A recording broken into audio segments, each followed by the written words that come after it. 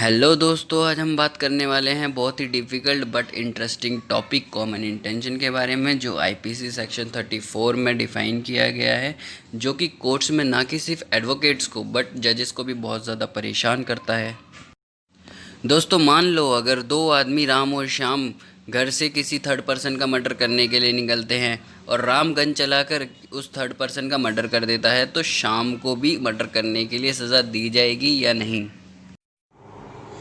जी हाँ दोस्तों, शाम को भी मर्डर करने के लिए सेम सज़ा दी जाएगी, क्योंकि सेक्शन 34 ऑफ आईपीसी में बताया गया है कि ऐसा कोई भी एक्ट जो दो या दो से ज़्यादा लोगों ने कॉमन इंटेंशन मतलब सामान्य इरादों के साथ किया गया हो, तो ऐसे हर व्यक्ति को जो भी उस एक्ट में शामिल था सबको इक्वल सज़ा दी जाएगी।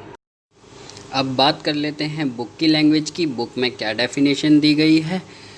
बुक में डेफिनेशन दी गई है, जैसा कि आप देख पाएंगे अगर आपके पास बुक होगी तो, when a criminal act is done by several persons in furtherance of common intention of all, each of such person is liable for that act in the same manner as if it is were done by him alone.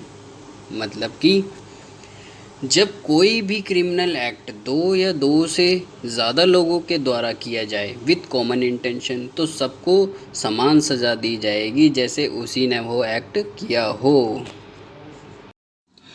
दोस्तों, higher courts ने कुछ interpretations दी हैं common intention के बारे में, अब हम उनको भी देख लेते हैं।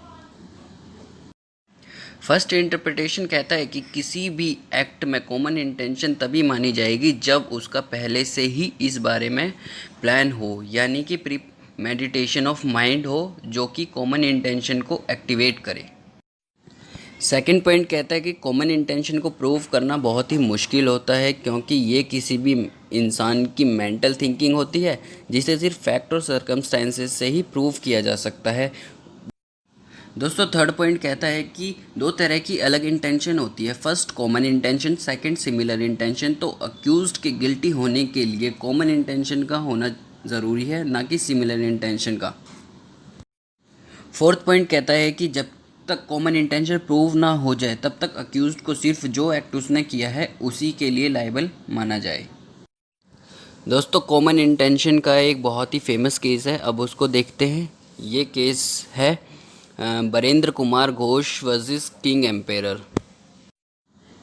इस केस में हुआ ये था कि बरेंद्र कुमार और उसके 3 साथी संकरी तोला पोस्ट ऑफिस में जाते हैं हथियारों के साथ, उस पोस्ट ऑफिस के पैसे लूटने के इरादे से। तो जो अक्यूज्ड है वो पोस्ट ऑफिस के बाहर खड़ा होता है, बाहर पहरा देने के लिए। बाकी 3 अंदर चले जाते हैं और अंदर जाके पोस्ट मास्टर से सारे पैसे उन्हें देने के लिए बोलते हैं। जब पोस्ट मास्टर उसे मना कर देता है तो वो उसका गोली चलाकर मर्डर कर देते हैं। बाकी लोगों को भागते देख बरेंद्र कुमार भी भागने लगता है, पर उसे एक पोस्ट ऑफिस असिस्टेंट पकड़ लेता है। तो उस पर सेक्शन 302 और 394 मर्डर और रॉबरी के लिए सज़ा सुना दी जाती है, पर वो अपने डिफेंस में कहता है कि मैं तो सिर्फ बाहर पहरा दे रहा था, मेरी मर्डर करने की कोई इंटेंशन नहीं थी। पर कोलकाता हाई कोर्ट ने उसकी अपील को डिसमिस करते हुए कहा कि कॉमन इंटेंशन में किया गया कोई भी एक्ट इक्वल टू एक्ट माना जाता है। थैंक यू गाइज़, मैं होप करता हूँ कि आपको वीडियो अच्छी लगी होगी। अगर वीडियो अच्छी लगी है तो please like, share and subscribe कीजिए।